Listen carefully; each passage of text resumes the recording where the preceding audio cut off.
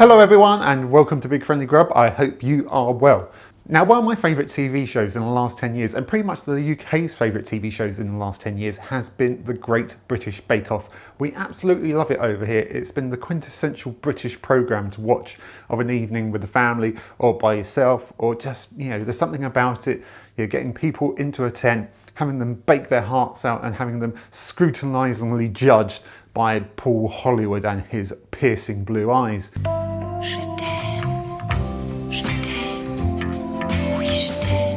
There's something that we really enjoy about it over here. It used to be over on the BBC, but in the last few years it's moved to Channel 4, but it's still a very, very popular programme. Over in the US, you've probably seen it as the Great British Baking Show, because you can't use the Great British Bake Off because reasons. But it's been an absolute favourite over here and a favourite of mine for obvious reasons, because I love my baking. And now I thought I would try out a new segment based off the Great British Bake Off. Now, if you are familiar with the Great British Bake Off, you'll know that on every single episode that they are asked to do a technical challenge. Now, the technical challenge can be pretty much anything of the judges' choosing. It could be cakes, it could be bread, it could be some sort of tart or anything like that. But basically they're given very little guidance, usually like a list of ingredients, a basic method, and and that's pretty much it. They are then asked to go off and create this thing as perfect as they possibly can without any guidance whatsoever. And I've always enjoyed those. I've always enjoyed seeing what people will come up with without any guidance. So what I am going to be doing is a new segment called Technically Challenged, because that's what I am. I'm going to be trying various technical challenges from the shows past of the Great British Bake Off and see how I get on with them, basically. I think it'll be quite fun. If not for me, then definitely for you guys, because you'll probably see me absolutely mess it up at some point.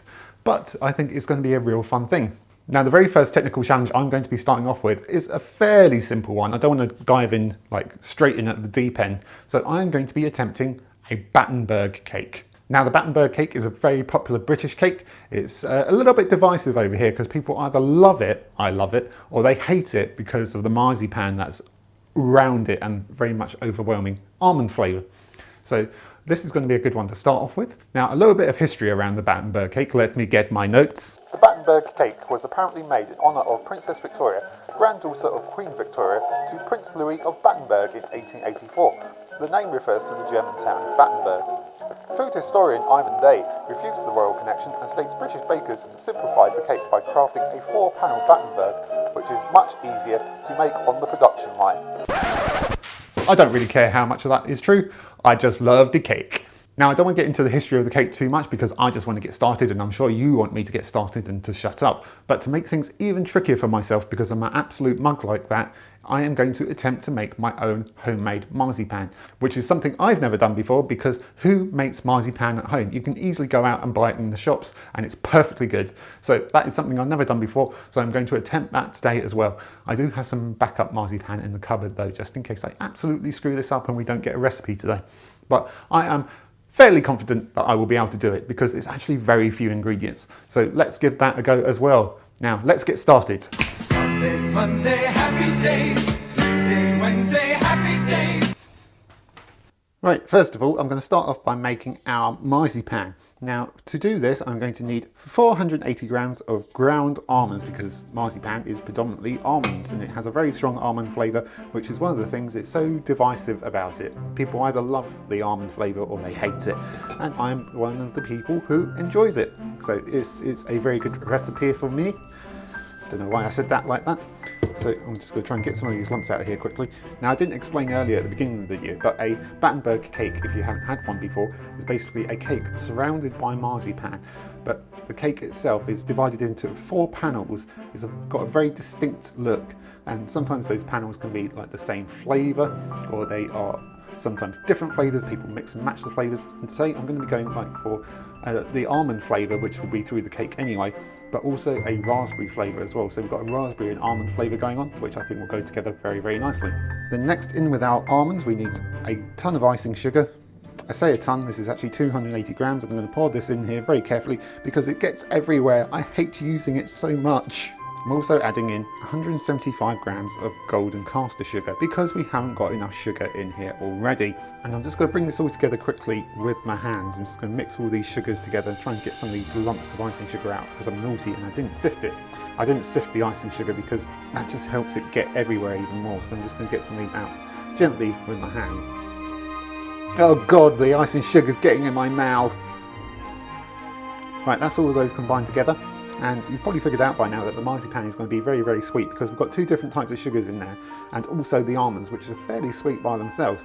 So this is going to be an extremely sweet wrapper for our cake. If you've not had marzipan before, like I said, it's an extremely divisive thing. People either love marzipan or they absolutely hate it. It's kind of like Marmite in that way, which is another very British thing we've got over here. And people either love that or hate that, but I wouldn't recommend putting that round your cake. Or would I? Now I'm just going to make a well in our cake. Or as Lulu would say, now I'm just going to make a well in the centre of our almonds, or as Lulu would say, well.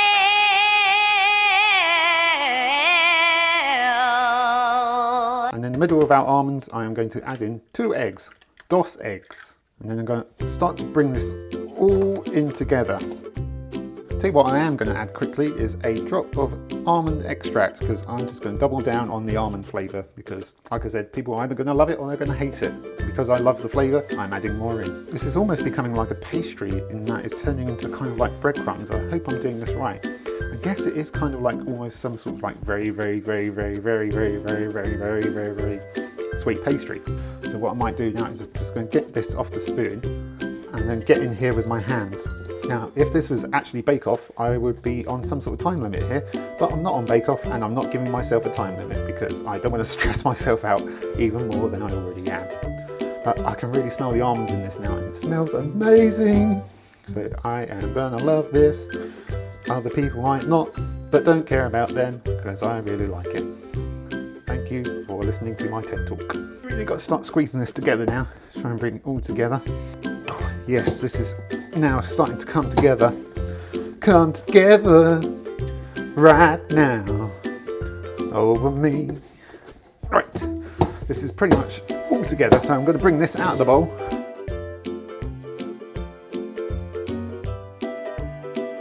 Now this has actually come together into what looks like marzipan now. This hasn't taken very long manipulating this. It's taken about a minute and a half. So it feels right. It's got the right sort of smoothness, right sort of texture. And it's got the right sort of smell as well. So I'm pretty happy with this. I'm just going to get this wrapped up in some cling film so we can put this to one side while we make our cake. Next we're going to have to make our cake batter. Now there's nothing overly special about the cake batter. It is a cake batter with all the things you would expect in it. What actually makes the Battenberg special is how we construct it. So I'm going to need to make 2 different cake batters because a Battenberg cake is 2 different colours of cake. So sometimes people will get a tin and put a divider down the middle in which to divide their 2 colours of cake batter out. You can do that perfectly well if you want to. I am not going to do this today. I'm going to bake 2 separate cakes of 2 separate colours because I'm probably going to end up making 2 of these because I'm going to take them to work and 1 cake won't go very far. So I'm going to be doing this twice. So I'm going to do the first cake batter, which is going to be pink. So I'm going to do that now. I'll put this to one side. This is about an 8-inch tin, by the way, which is probably about the size that you want. Could go bigger if you want to, you just need a bit more cake batter. Right, the cake batter is going to start off like most things, butter. About 175 grams of that, and also golden cast sugar, about 175 grams of that as well. And I'm going to just mix together the butter and sugar until it becomes smooth and creamy. I hope this doesn't go everywhere. I'm still not used to this hand mixer. Right, that's our butter and sugar creamed together, and now next I have to add in 3 eggs, 1 at a time, not like I did with the Victoria sponge cake back right at the beginning of the channel.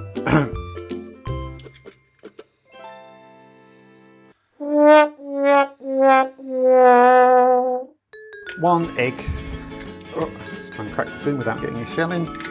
3, there we go. I'm going to mix this in. And then the next 2.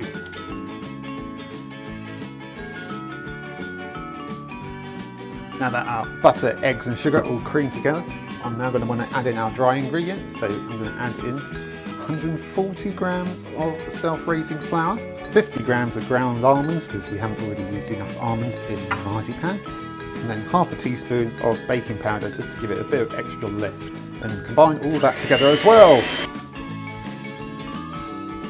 Right, so that's all combined together.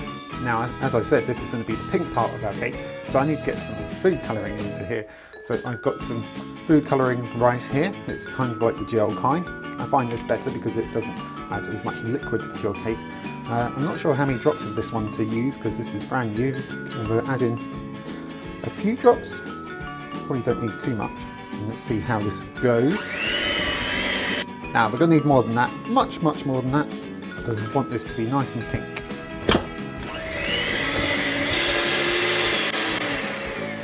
There we go, we've got our lovely pinky cake batter there.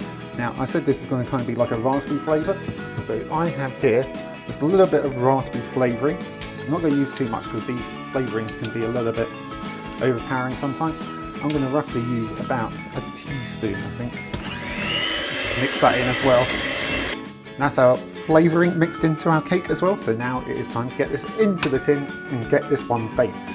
Right, I've already lined the 8-inch cake tin, as you saw earlier. I'm just going to get this into the tin, and I'm just going to pop this into the oven at about 180 degrees C, 350 degrees Fahrenheit, about gas mark 4, for about 20 to 25 minutes. It's not a huge cake, so I'm going to check it after about 20, I think. So into the oven this goes. And we'll be back in about 20 minutes.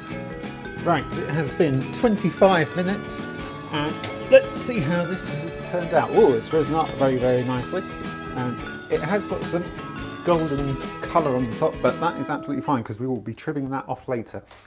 Let's see if this is actually done by using the tried and tested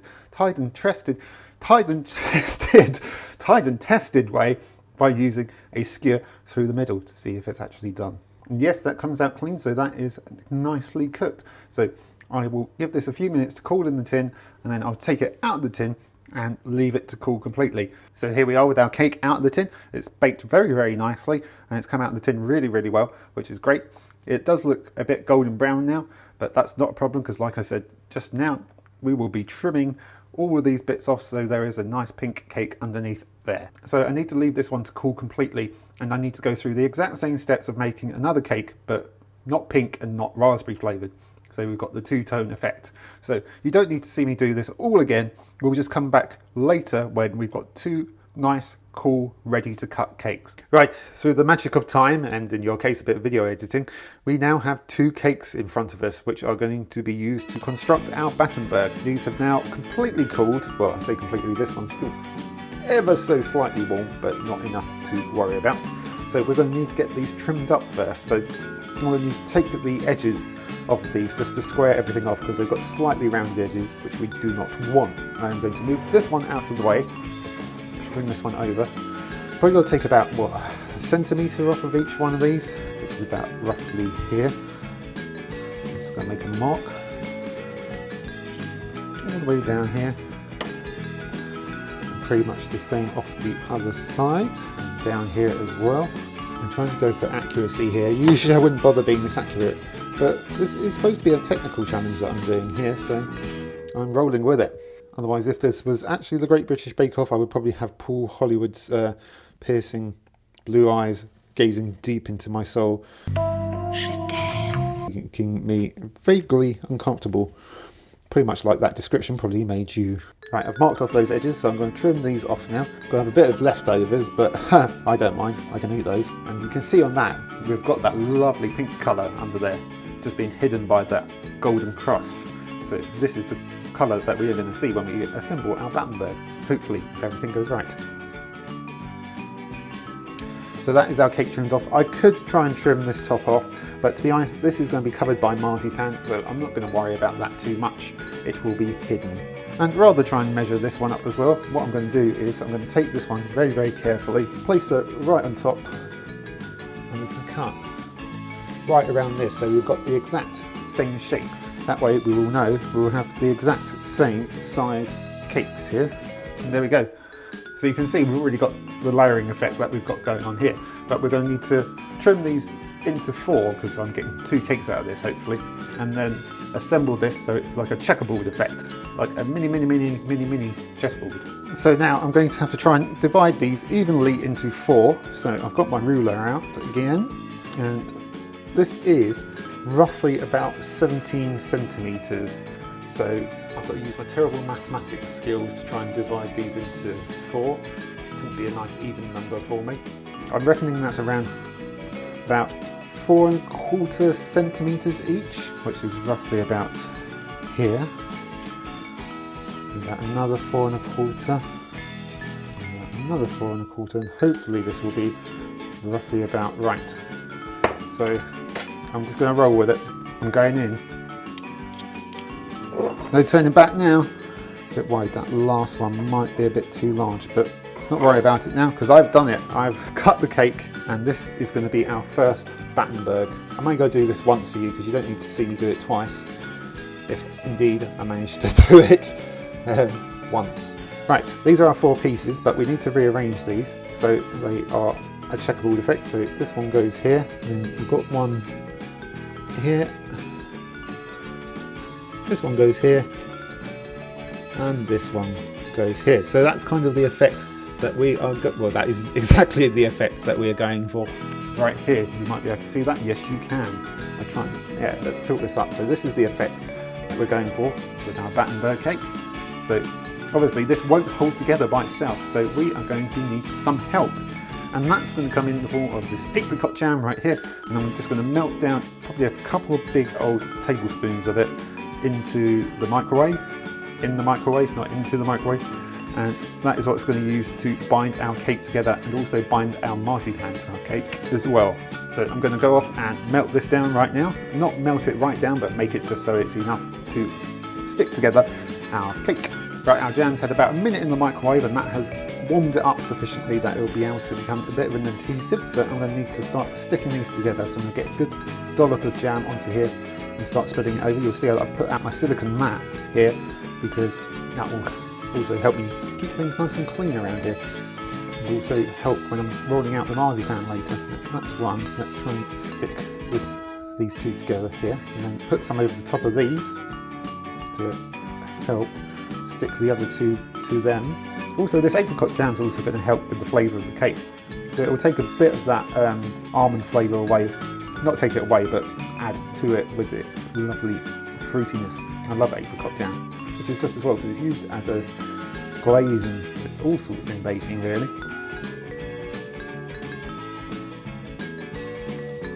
There we go, that looks about right to me. That should be all stuck together as best as it can for now. It's just going to need a moment to kind of set up. So I'm going to try and carefully move it to one side and then get our marzipan out so I can roll that out and get this wrapped up into it, which might be the tricky bit. So I have here our homemade marzipan that we made earlier. Homemade marzipan from scratch. Never done that before, but it was really quite easy. It really wasn't that hard at all. We're going to need probably about half of this because that made about 1 kilo of marzipan, and that's a heck of a lot of marzipan. So I'm going to cut this roughly in half, probably about here is good. See, look at that. Homemade marzipan, unbelievable.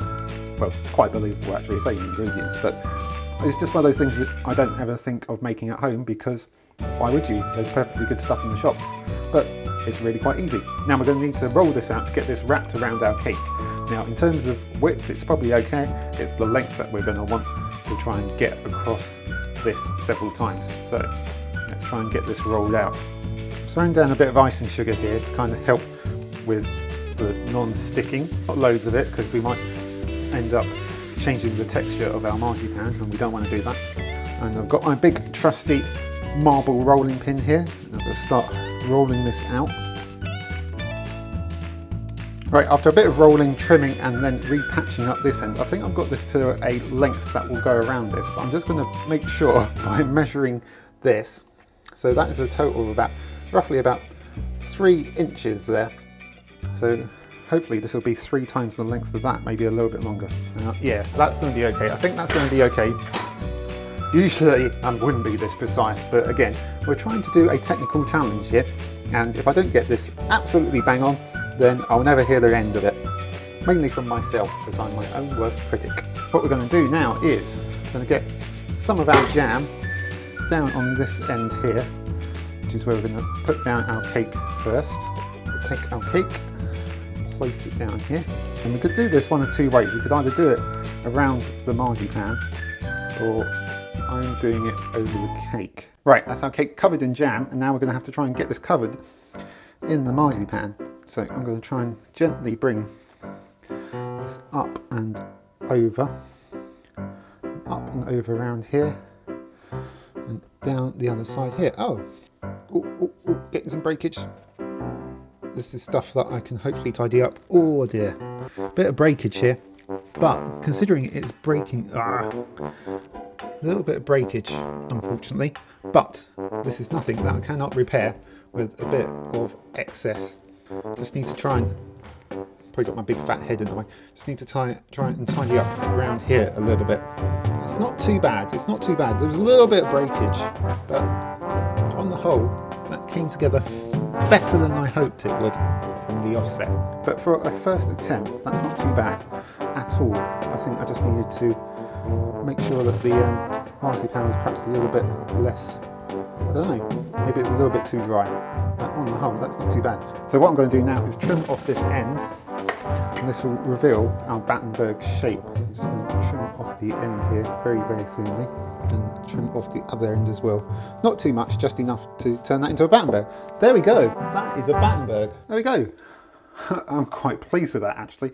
A little bit hairy towards the end there with the marzipan. It's quite thick as well in some places, but I don't mind. I like that, because if you like a Battenberg cake, then you're going to like marzipan. So there's really no loss here, because you're not going to like it because it's got marzipan on it if you don't like marzipan.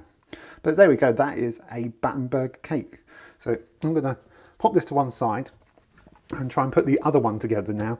I'm not going to do that on camera because you don't need to see me make a faff of it twice in a row. Right, my Battenbergs are constructed. The second one is done, and that went, I'll be honest, pretty much the same as the first one, in that the marzipan cracked a little bit as I was putting it over the top of it. So there's clearly something I needed to do with that marzipan to just make it a little bit firmer, you know, have a little bit more resistance to be able to go around that without cracking. But all in all, for the first attempt at Battenberg and first attempt at homemade marzipan as well, I'm pretty pleased with those. They did not go badly at all. So all I've got left to do is to cut a slice off of one of these and give it a go. To be honest, I am probably going to cut a slice off of this one at the back here, because I cut this one a little bit wonky as I was trimming it off. So it gives me a chance to rectify that and give it a go as well. And to be honest, I kind of know these are going to be nice because I've been tasting the trimmings as I go along. Not even sorry. Cut a decent slice off of this one. Would say we could show you a cross section, but we already see a cross section on this. That's kind of the point. But that's a good bit that I can try. I'm going to go pop that on the plate and let's give it a go. There we go, one slice of homemade Battenberg, all ready to taste. Technically challenged video. I don't think that was an aptly named name for it. Aptly named name. That was an apt name for it because it was very technically challenging for me, for someone who is technically challenged, such as myself.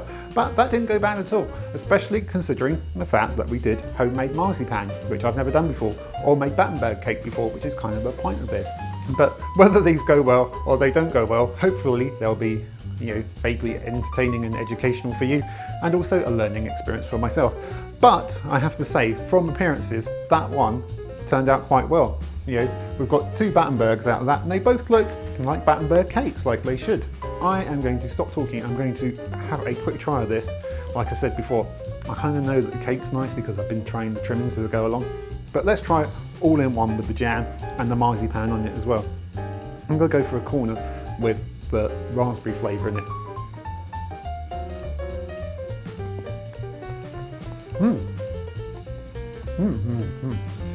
Yeah. Oh. That is a Battenberg cake. That is a Battenberg cake for sure. And you get that little hint of the raspberry flavour coming throughout the almond flavour, which works quite well actually. But I think that gives it a nice little twist, and it goes very, very well with the almond. Yeah, I'm really happy with that. That really much better than I thought it would. I was kind of dreading trying to do the marzipan, and it went much better than I thought it would. And I think with a couple more goes, I could make that pretty good. Yeah. I mean, it's pretty good already, so yeah, I'm really happy with that. That's it, that is it for this Big Friendly Rub and this very first technically challenged, where I attempt recipes from the Great British Bake Off, or rather technical challenges from the Great British Bake Off. If you enjoyed this, if you thought it was a good idea, if you'd like to see more, then let me know. If you have ideas for other technical challenges from Bake Off that you'd like me to have a go at, let me know. I'm more than willing to do your guys' suggestions. Otherwise, I am going to go off and finish this off with a nice cup of coffee and have a bit of a sit down in the chill out. And I will see you on the very next Big Friendly Grub. Bye.